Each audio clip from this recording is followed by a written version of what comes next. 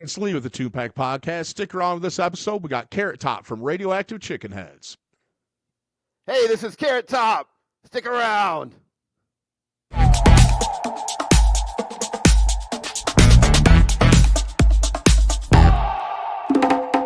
Welcome to the Tunepact Podcast. I'm your host, the punk rock pop, Lee Pierce.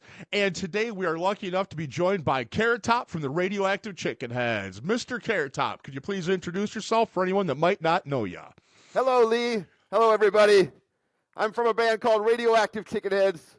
We are America's most notorious band of mutant farm products. And this band's been around for over 30 years. We escaped from Dr. Cluckenstein's lab, and we've since dedicated our lives to rocking out all around everywhere, but mainly in L.A., California. Well, when you first broke out, what made you decide from instead of trying to hide yourselves and just be like a normal everyday band, become those multimedia just maniacs that you are today? Really, this was all we could do. I mean, we try to be normal, but it's hard. It's really difficult for us to be normal. This is as normal as it gets for me. What do you mean? You blend in. You don't seem any different than any of my other podcast guests, I'll be honest with you. Well, so. I mean, for people that aren't watching the video, yes, I am an 8-foot carrot. Oh, yeah, I may have forgot to mention that because I forgot some people will be listening to this on audio. But yes, ladies and gentlemen, this is the first time I have interviewed an 8-foot radioactive, a giant carrot. So this is a first today. I'm kind of excited about this. I do forget that not everyone is watching the video. You can just picture it. Go look up a photo. Yeah, exactly. So with all of this that you have going on in your life, what does it take to try to set up to do a show? Because you've got a lot of stuff you're dragging in and trying to show everybody. Oh, man, we have to fill up a bunch of cars and vans with all of our gear. So people normally expect like a band has, guitars and amps, some drums, but we got about 3 times that amount of equipment to put on our show. So it's a lot. I suppose a normal load-in might take, 10, 15 minutes to get everything from the van in the back door of the venue. And when you got as much as you do, that's got to be... How are you not tired by the time you get on stage? It's a miracle, I'm telling you. You're like, we are tired. I just don't talk about it. We don't think about that until it's all over, really. How often do you have music fans showing up to the venue not knowing what they're getting themselves into, and they get to experience you for the first time live? That's the best. That's the very best, when people have no idea what they're in for, and they're just shocked. You know what I mean? Their jaws drop. That's the best, because you can only do that one time. Well, and I'm sure you guys have been around. How many years have you been a band now? It's been over. Whoa, drop some of that. It's been over 30 years. We started playing sometime around 1993. We started recording in 1994, homemade demo tapes. And from 94 to 96, we were just doing our own homemade demo tapes and VHS videos. You can see a lot of those old videos on YouTube. And then we started doing some studio recordings in 1997, playing some bigger shows. And it's just kind of evolved and got on from there. We just keep getting, a little more and more advanced with what we do. But we really started out small, recording on originally a boombox, then a 4-track, then going into, somebody's bedroom studio that had like a 16-track. And then from there, we just keep building it up. We did our little homemade videos with little VHS tapes. And then, now we've done HD videos. You can see all that stuff on YouTube, the evolution of the band. That evolution of the technology you've used, do you have a favorite? Do you miss those old, 16-track sitting in somebody's room with egg cartons stapled to the walls? Or do you like the ease of it now where you hit a button on your laptop and you can record and master an entire album yourself? Is there a certain spot or area that was really your favorite? I would have to say the beginning was the most fun because it was just all brand new for us. So we would just come home from school and get on the tape recorder and start recording songs. That's awesome. I mean, we try to keep that fun and capture it, but for me, that was the most fun. the Well, very beginning. you still have such a DIY aesthetic and just general, like, just who you are, the vibe you guys give out, though. So I think it doesn't matter if you're recording everything fully digital or if it's still into a boombox in somebody's garage, hearing tinny noises bouncing off the fiberglass garage doors. I think you still have that at home, that fun that people are looking for. There's nothing corporate about it, obviously. It's Right. No, just, we it's do. We out do. there. We try to stay true to all the original spirit of what we started as. And so it is pretty much a DIY thing. We do almost everything ourselves. And we just get better at it as we go along. And I think people appreciate the old stuff because we've done new stuff. Otherwise, I don't know if anyone would even notice the old early lo-fi things we've done. Well, I think now because it's so much easier for people. Well, I mean, it's easy, but it's also difficult because it's the whole. I mean, everything's so oversaturated. It's so easy to put stuff out digitally now that sometimes it's hard to filter through everything. But when you've got a band and a group of people like you guys that just stand out the way you do, it's got to be fun because I'll be honest. I first found out about you from Techno Destructo from Guar just about 6 months ago. And I even told him, like, I feel bad. I don't know how I've not been listening to you guys since 1993. So my apologies for starters. Oh no, but we've been keeping this secret pretty well, I think. but yeah, the fun thing. we've been friends with him for way back. We first met Guar in '97, and he's always been very cool and supportive of us. Even did a lot of our artwork, logos, posters. So yeah, we love Techno Destructo. Yeah, that's where I first saw you guys, was on his website. And I was like, wait, he did artwork for who? And I looked up, I was like, oh wow. And like I said, like, I feel bad that I haven't been listening to the song, but there's nothing more fun than finding a really great band that's still active and you realize they've got 30 years of music to go through, that you've got to go back and watch, and then you get to see where they are now, and then you get to almost kind of backtrack, like a reverse, to see the way that you've grown. And it's been so fun going back and finding some of that old analog turned digital stuff from you guys. And it's definitely my vibe. I love being able to find my art with my music. Bands like you guys, like Guar, like Bill Manspeaker's stuff, anything he does. When you've got your art and your music, your performance, all of it rolled into one, there's just something great and visceral about that. So thank you. And it was like you said, you had no other option, but was there music out there or other artists that you've seen that kind of helped you form who you wanted to be or steer you in that direction? Oh yeah. So when we first started the band, we first started making our homemade tapes. Our goal, we were listening, I think we got into Weird Al first, and then we found the Dr. Demento show. And then our goal was to make a tape and send it to Dr. Demento, get played on the radio. So we were making tapes after tapes, and we finally got played on the show in 2005 with a cover of a song called I Eat Kids. And then since then, we've been played a lot on Dr. Demento. And then a big thing was, Green Jello and Guar were a huge influence on us, as well as the Residents and any other theatrical bands like Kiss. We were just we were into all that stuff. But Green Jello was a really big one for us because they had a VHS tape they put out called Serial Killer. I don't know if you remember that one. Yes, that's that. You're talking my generation. I'm gonna be 50 in a couple months, so that's right in. I know exactly what you're talking about. So that's my age range. I first discovered Green Jello on the Dr. Demento show. He played a song called Anarchy in Bedrock off this VHS tape.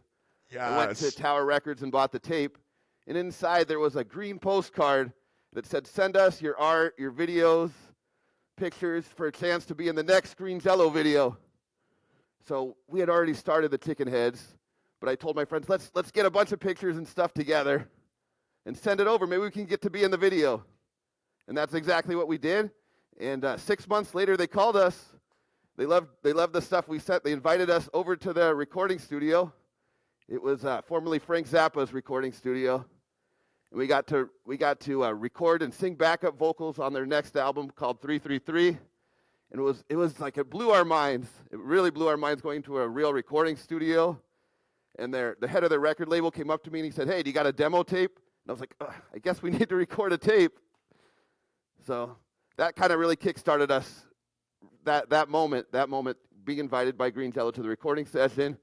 We met Dookie Fleischwater from Haunted Garage, who we worked with a lot later. And just that day was just so pivotal for us. And ever since then, that's really what we wanted to do. Well, you had a great success with being the theatrical, where it's an entire performance art, it's multimedia extravaganza on stage. It's not just some guys with face paint. It's not, it's a whole thing. And we mentioned Guar, we mentioned Green Jello. So you had some really great people that you're able to work with and know personally to help kind of steer you, tell you the do's and don'ts of like, oh hey, yeah, don't do that. We felt, this are things you can avoid. What advice do you got for other young bands that maybe they don't have the connections you've got that are looking at doing the whole multimedia and stage show? What are some things that you could tell them to avoid or to look for? I mean, my advice is just start small and just do it. Just get out there and do it. And then you'll eventually get better and just keep going and going. And eventually you'll find an audience. A lot of our songs and videos have taken years to take off. People tell me, sometimes people have told me, hey, why are you still doing these videos? This album cycle's over. But you know what? A lot of our songs didn't take off until maybe 10, 12 years after we released the videos. So I'd say just keep going with it and just keep building and building. And you'll get better. You'll get better if you just keep doing it. Well, and today it's all about the algorithm too. So just because you put something out there and it doesn't do anything, doesn't mean it's not good. It just could mean nobody frickin' saw it. Right. So there's nothing wrong with putting it back out there. I know I had an artist on that really focuses on the content saturation. His name's Cash Star out of Chicago. And actually doing synth pop, which is pretty cool. And he posts like every hour.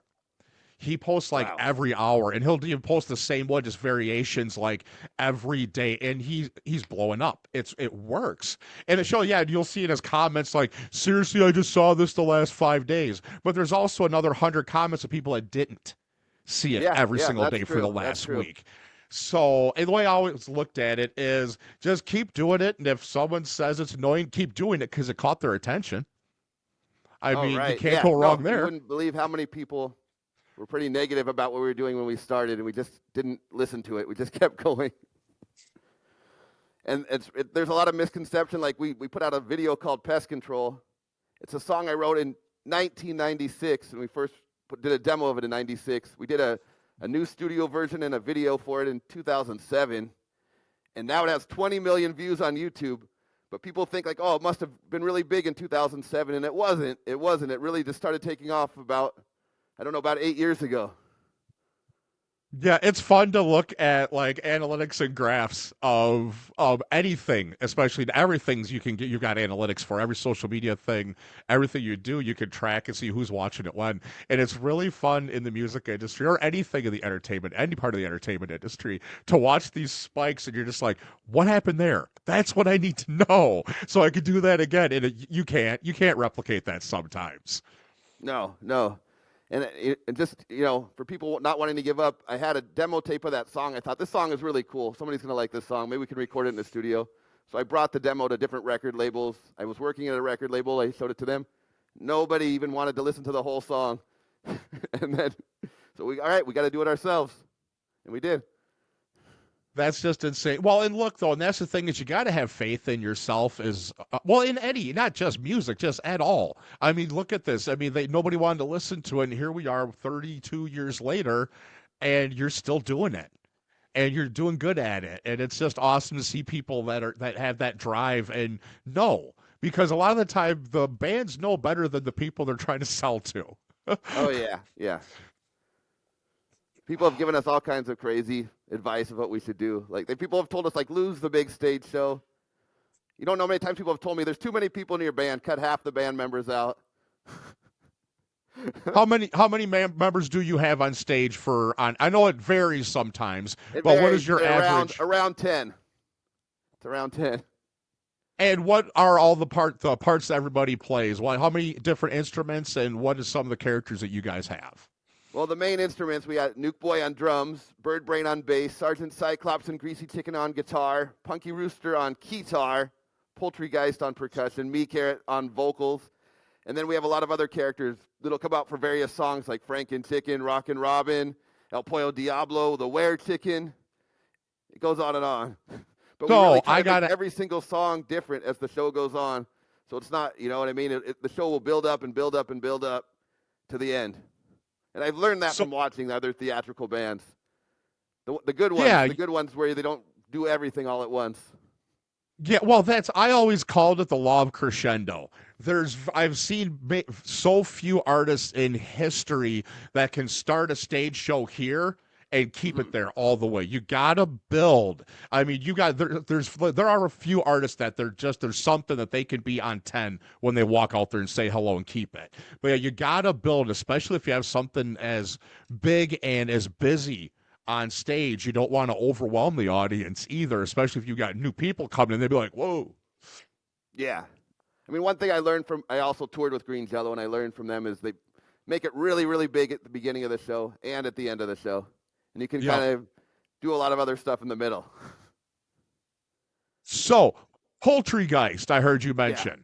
Yeah. Which came first, your Poultry Geist or Troma's? Our version came first. Actually, that was the very first character we made was Poultry Geist back in 1992 or 1993. That was our first character. The first song it appeared in was called Joe and the Chicken Head. And I don't think Troma knew anything about ours. But you know what I mean? We've worked with Lloyd Kaufman. He came and did a couple cameos in our video. I think he assumed that the song that we did was about the Troma movie. Uh-huh. And so, you know what? I submitted our Poultry Geist song to Troma for Poultry Geist 2. We'll see if it ends up in the movie. There's part. I didn't know part 2 was. Oh, that's awesome. I'm a huge Troma fan and Lloyd fan. Now, and I just talked to the director, so we'll see. Oh, that's cool. You'll have to keep me updated on that. See, that's why I always love hearing new things I didn't know about other artists and stuff like that from my guests on the show. It's awesome. Thank you. Yeah. I mean, we sent some songs in when we saw the first movie was being made, and I don't think they knew who we were. So this time around, I think maybe the song will make it into the movie. All right. Well, we're going to take a short break so we can water Mr. Carrot Top, and we will come back in just a minute. All right, cool.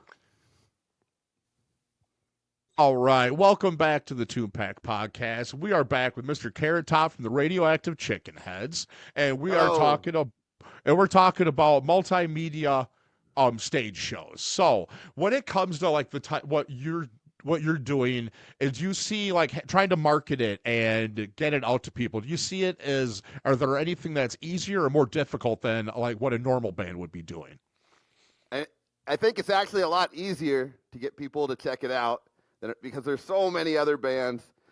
It's hard to get through all of it, but yeah, you got to stand out. If you stand out, it makes it a whole lot easier. People like the stage show. There's certain things that are more difficult. For instance, there's very few bands that will let us open for them because they're worried that there's too many people and there's too much of a stage show. So that's one thing that makes things difficult by doing what we do. It's pretty much only old bands that are pretty confident that will let us open their shows. But the younger bands aren't really into that idea. They don't want us to show them up. I suppose I never thought about that. Yeah, that'd be a little overwhelming being a younger band having you guys open. I mean, how do you top an 8-foot carrot on stage? Right. So we've opened shows for the Dickies or Green Jello, but there's not that many bands we open for. And but you know what, the laughing here, but yeah, it is. I think it's easier to get the word out, and for people to come check it out when they can see the photos of the band, the music videos. I think it would be more difficult if it was just a regular human band. Yeah, trying to stand out. Like we said, I mean, it's great that people can get their music out so much easier, but it saturates so much it's hard to dig through it all and find the good stuff sometimes. But when you've got an 8-foot carrot as the front man, it sticks out a little bit. It's easier to find.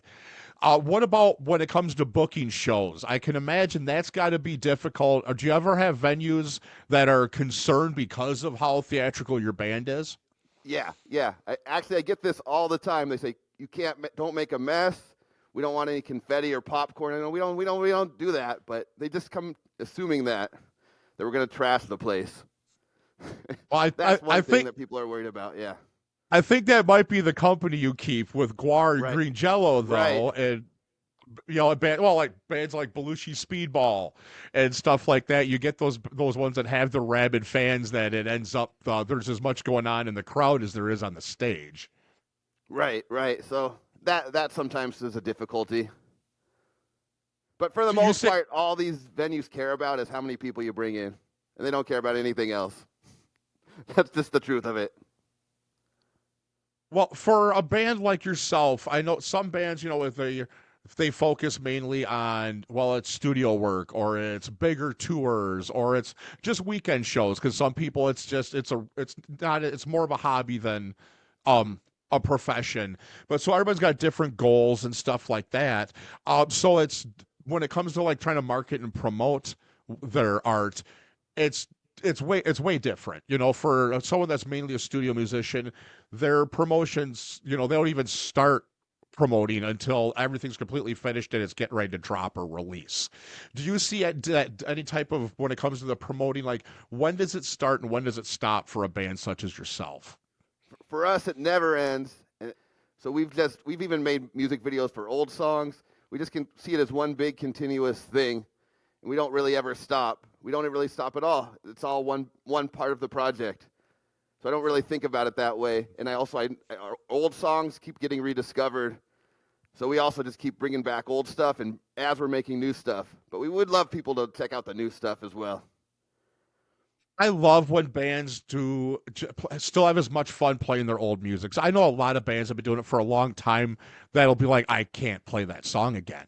Or they're just over their old stuff because they've developed, they've grown as musicians or as a unit, as bands do the longer you play together.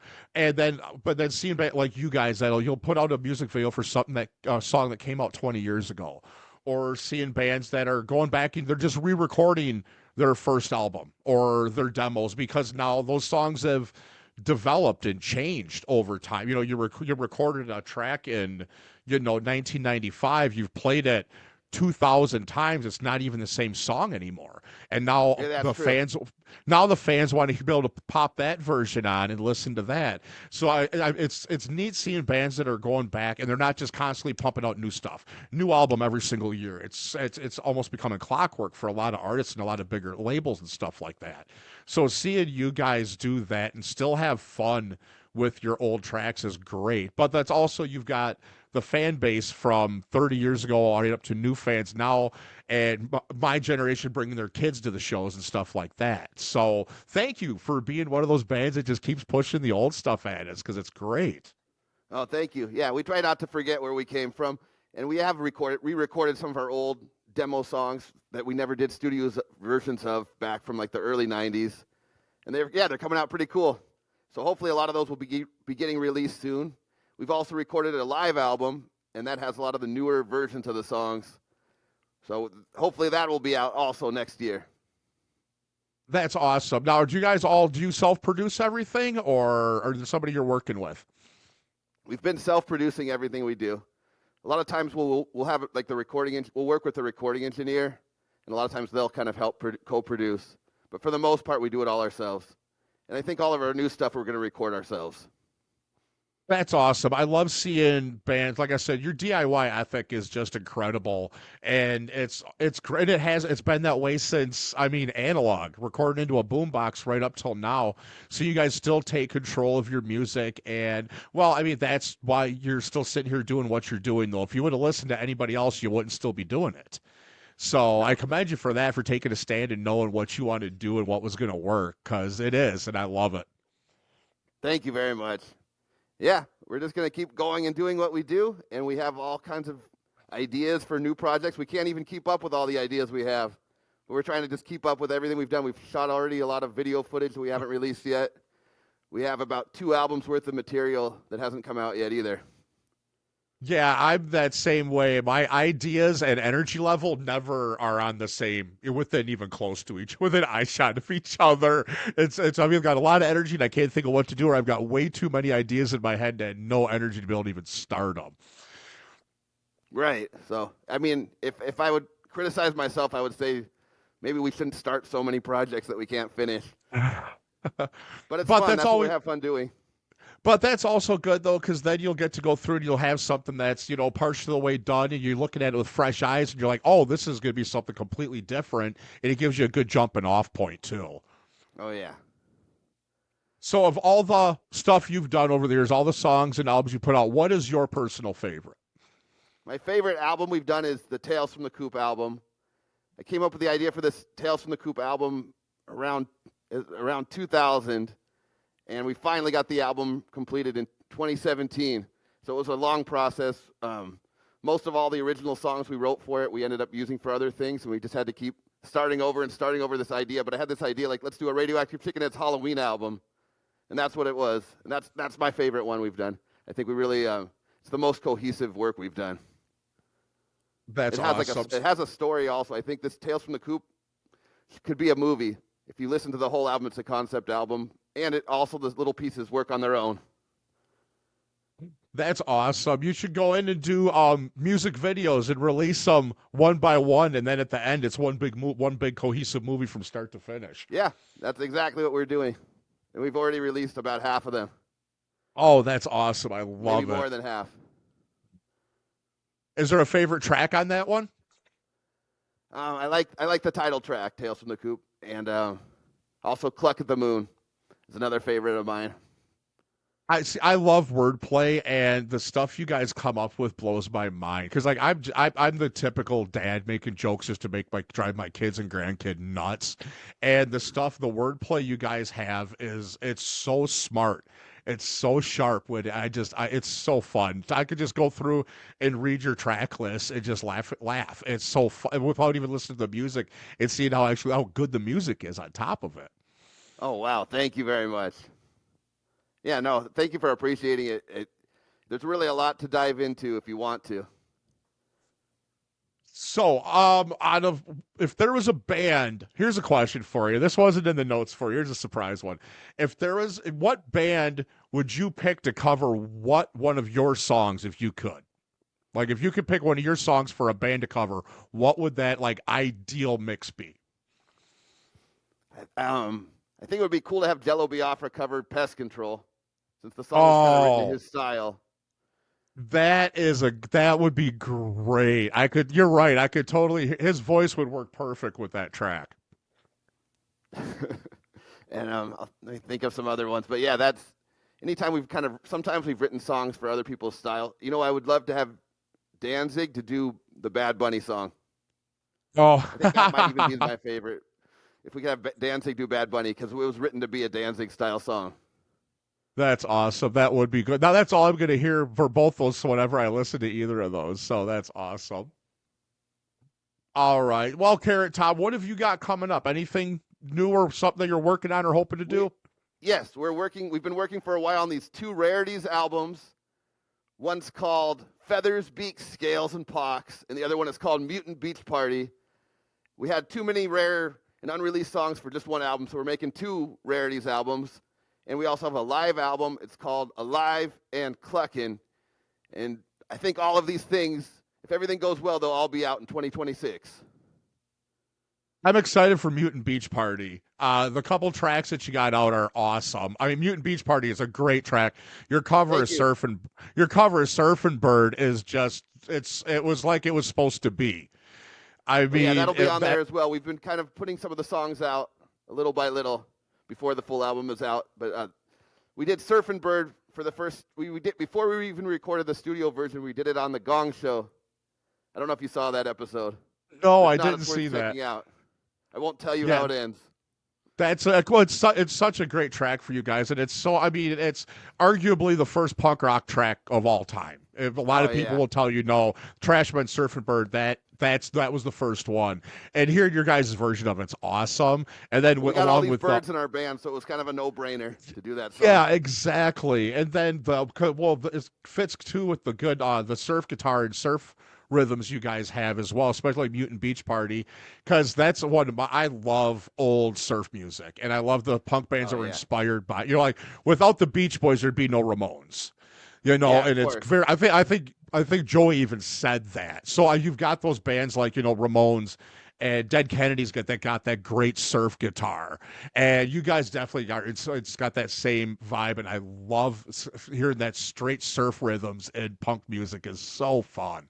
Yeah, I think growing up in Southern California was just unavoidable. The surf music kind of seeped into our brains, and but the song "Surfin' Bird," the recording was produced by Dave Klein, who was in Agent Orange as well as the Ghastly Ones. So we went to him. We really wanted to get that cool surf sound. Yeah, it worked. It's so good. I'm gonna have to listen to that as soon as we're done here today. And another one I got to shout out. Tell everybody about the Anthrax cover you guys recently did. Oh yeah, we covered "Got the Time." And actually, Anthrax covered the Joe Jackson song "Got the Time."